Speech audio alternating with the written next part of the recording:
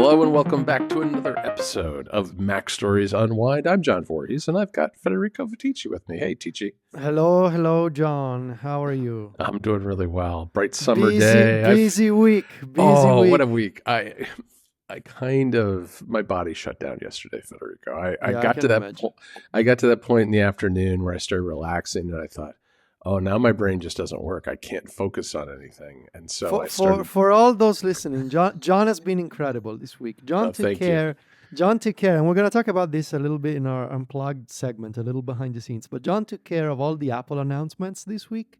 So I wanted to thank you, John, on the show. Thank you. And your coverage did really well.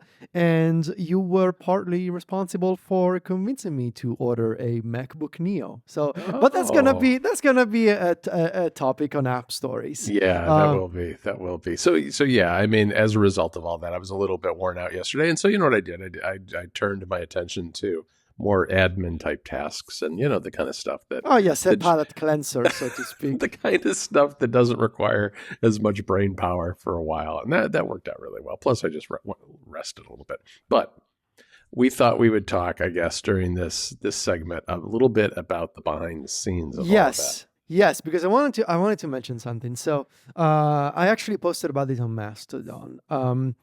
At MacStories, we are the kind of team where that we are not using AI for creative stuff at all. No, not at all. Obviously, we do our podcasts in person. I mean, you can see us. I'm a real human being. I'm not AI. Right. And we record the audio, and we also write our articles, you know, the old-fashioned way. Yeah. By hand, with typing. Our fingers. With our fingers, or dictation sometimes if it's short enough. But we do employ AI to speed up a lot of our workflows these days in a way that wasn't possible before. And one of the things that we've been doing, and we continue doing, is we've been creating these little mini apps, mini internal tools. Some of them maybe will become public at some point. But we've been creating this specialized software just for us to help us in the admin, in the research phase of an article, like all those things. Yep. And one of these apps that John created, a really clever one, is does it have a name? An official name? The official name is something like press release breakdown. It's nothing. Okay. It's not a clever name, but it's also not meant for public consumption. So that's why it's not that clever.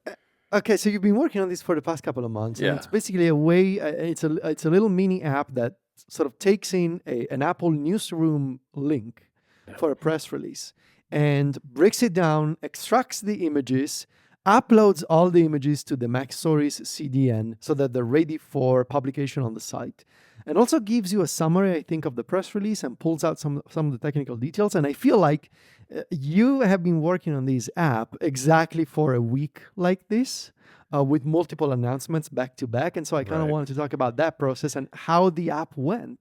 Yeah, it went really well. But let me explain kind of why this needed an app in the first place, which is Apple has, it issues a press release. And the thing that has always driven me a little bit bananas about their press releases is that all the images download as zip files.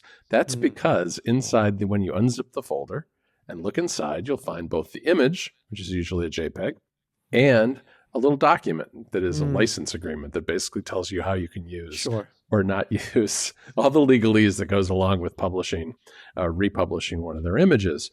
And that's a multi-step process. Download, unzip, open the folder, then upload the image to the CDN. So that's where my brain started with, which is that trying to reduce that 4-step process to one step, especially when, a press release might not just have one image. It rarely has one image. It's usually multiple images, and you want to use some of them, but not all of them. And there's no good way when you download the zip files to instantly preview what you have. Now you have all these folders. You have 5 or 6 folders, and you have to open each folder, and then you have to kind of look and, quick preview the pictures. It's just, when you're trying to move fast, it slows you down. So what I did was, this started as a skill in Claude, where it was kind of a proof of concept, where I asked Claude, I said, I want a skill that summarizes Apple press releases. And then I gave it a bunch of parameters about what was important to me, like breaking down specs and being very careful not to make up specs, pulling out quotes from executives, looking through the footnotes very carefully and finding details from the footnotes, all the kinds of tips and tricks that I guess we would kind of normally do if we were reviewing a press release by ourselves. And so I created that skill, and it worked pretty well. But I realized that it would be much better as a web app. So I moved over to Claude Code and developed it as a web app. And it took almost no time at all to do get the basics right. And over time, I refined it. So kind of the original implementation was just a text box, paste in a URL to an Apple press release, hit the button, and wait for it. And it doesn't take too long. I mean, I'm using Sonnet to do the summarization. I didn't want to use Opus because it's too much. It's slower. And part of what I wanted to do here was to be fast. But Haiku had too many hallucinations, so I couldn't use that. So I used Sonnet, and that starts breaking down and streaming the results immediately. The initial implementation of this, it took a while to think about, and all popped in at once, which I didn't like. So I started streaming it so I can start seeing some of the details right away.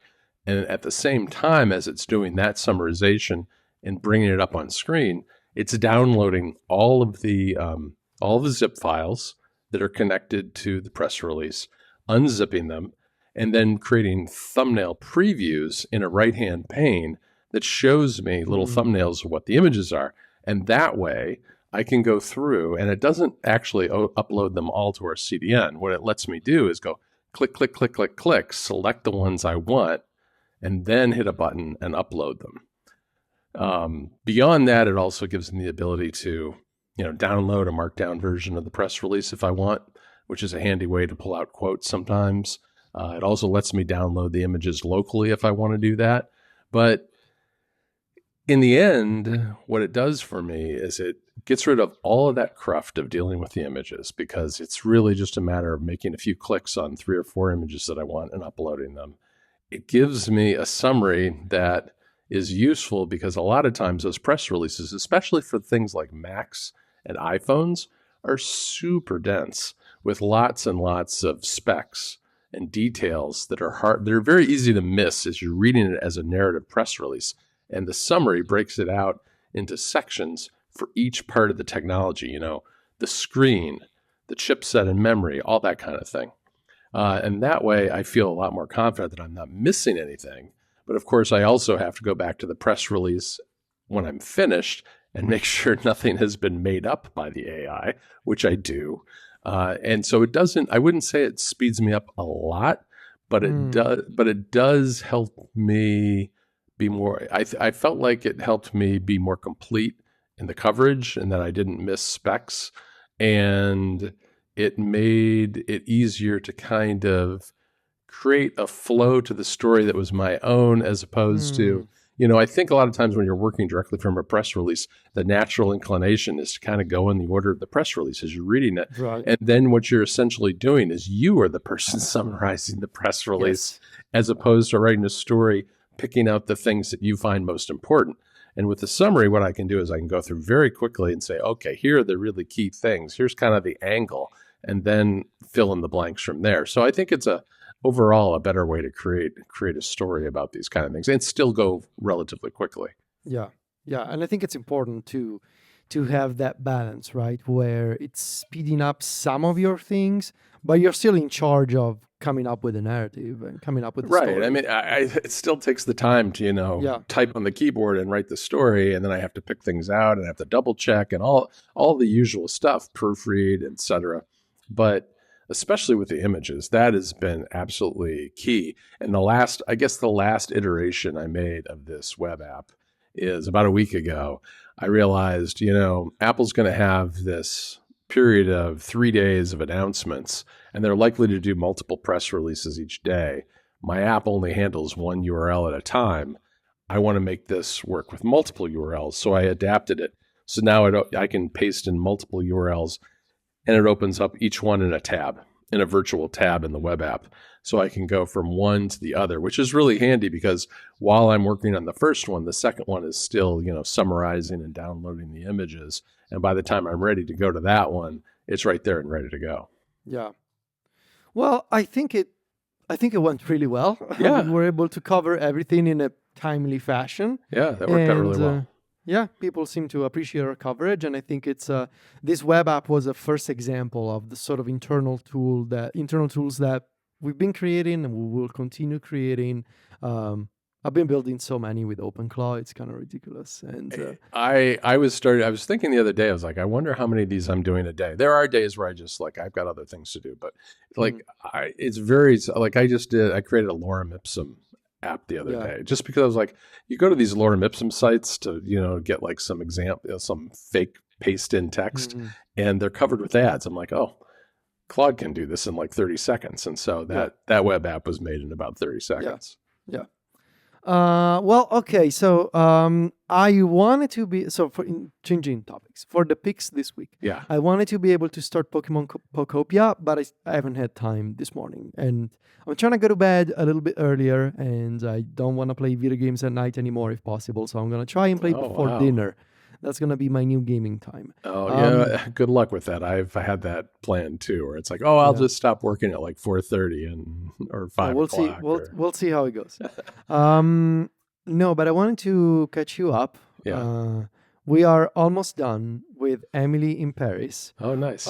Season 5, or I should say Emily in Rome. Did they change the title? Did they call it? So, they didn't change the title. Okay. What they have done for the first 5 episodes of Season 5, spoilers, okay?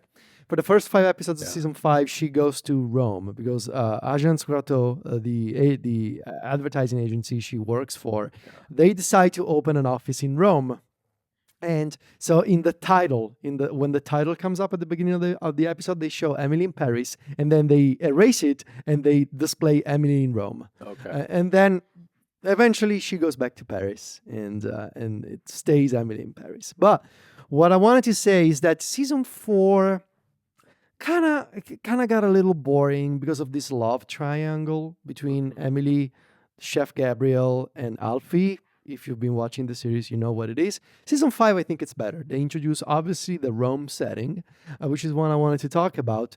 Obviously, shot on location, absolutely stunning. They came up with this fake Italian village outside of Rome called Solitano, which doesn't exist. Yeah. I guess it sounds like Positano, which is a real place in the Amalfi Coast. Right. Solitano does not exist outside of Rome. I believe it was actually shot near Ostia, which is essentially one of the beach locations just outside of Rome. Okay.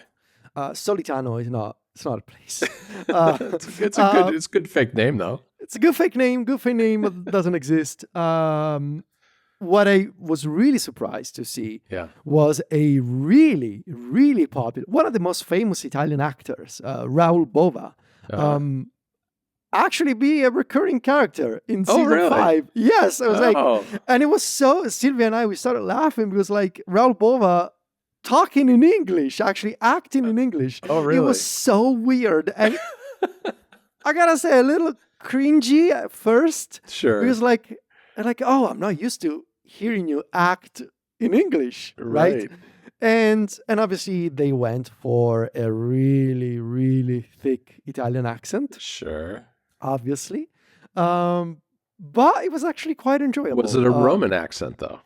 No, it was not a Roman accent. That's one of the things that, because this is always on my mind when I'm watching Emily in Paris. Yeah. And I guess it's true for the French people.